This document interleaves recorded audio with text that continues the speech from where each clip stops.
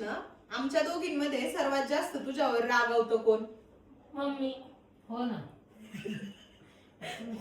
तू जर आमच्या दोघींना एखादं सिक्रेट सांगितलं तर कोण पहिल्यांदा दुसऱ्यांना सांगतं? मम्मीच्या पोटात काहीच नाही राहत. मला असं वाटतं की दुसऱ्यांना सांगावं म्हणून मी लगेच सांगते. सगळं दुसऱ्यांना सांगते, काहीच नाही ठेव. तुझ्या मते आमच्या दोघींमध्ये कोण लुकडा आहे? माझ्या मते दोघे पण लुकड्या नाही, मी लुकडी आहे. समज ना तुझ्या वयामानाने मी लुकडीच आहे. आमच्या वयामानाने आम्ही कळलं ना, तुझ्यापेक्षा मी लुकडी. एखाद्या इंचाने कमी असं. एखादा ग्रामनी. उद्या जर तू शिकून खूप मोठी झाली तर त्याचं क्रेडिट कोणाला देशील? ऑफकोर्स मी मला देणार, कारण की पेपर मी दिलाय, अभ्यास मी केला, नक्की ह्या गेलेल्या.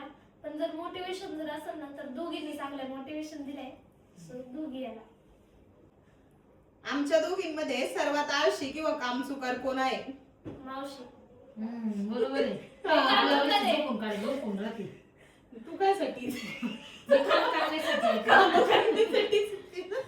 मम्मीला लय मस्ती येते, असं वाटतं काम केलं पाहिजे सगळं. कोणाला जास्त फिरायला आवडतं? मावशीला. ती नेहमी फिरायला जाते. मम्मीला फिरायला का नाही आवडत, कारण की ना मग घरी आली काम करायला. मग कंटाळा येतो कामाचा, म्हणून नाही आवडत फिरायला. किती रागाला चिडून बोललं तरी परत येऊन कोण बोलू शकतं? मम्मी. कारण की मावशी काही म्हणलं तरी ती बोलणारच नाही, भांडण बरोबर झाली. आहे. आमच्या दोघींपैकी सर्वात जास्त आमच्या भावाला जीव कोण लावतं? मम्मी. बरोबर आहे. दिदी मी जीवच नाही लावत. पण मी जास्त तुम्ही नाही. भांडण लावते जास्त. झाली तर अरे तुम्ही खूप भांडण वेळाने त्याच्याशी बोलते, परत त्याच्यापाशीच तो पण जाते. माणूस ना परत. हा. ते दोघं बोलतात, त्यांचं बॉन्ड लय मस्त आहे.